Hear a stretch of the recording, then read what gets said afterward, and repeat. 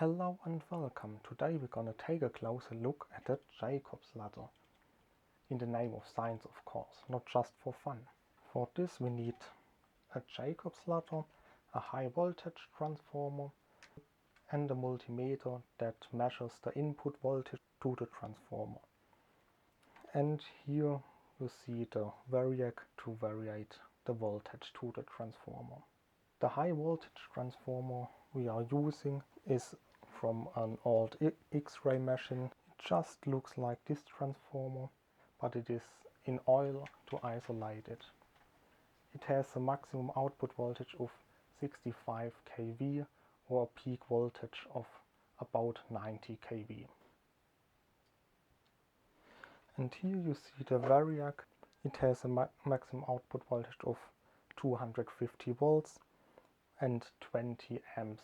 So first we have our variac to variate the line voltage of about 230 volts to a regulated 0 to about 250 volts output voltage. This voltage then goes to our high voltage transformer from an old X-ray machine to translate to about 0 to 100 kV peak to peak voltage. Also, this high voltage transformer has a very high series resistance because of the many windings it has on the secondary side. And because of Ohm's law, this high series resistance limits the overall current that can flow on the secondary side of the transformer. So now let's start the experiment. First a low voltage is applied, then we increase it step by step. Now 42 volts at about 120 watts. Now increase it to 62 volts at about 300 watts.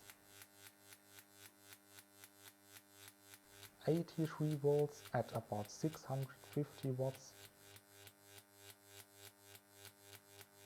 Now about 100 volts at 1 kV. A step further to 120 volts and 1.5 kV. At last roughly 150 volts and 2.2 kV. You could easily see the discharge changing with increasing power from sparks to a steady arc and at last to a more like a flame. But what really got my attention is the way the arc travels upwards. So I want to investigate this with a phantom high-speed camera in an upcoming video.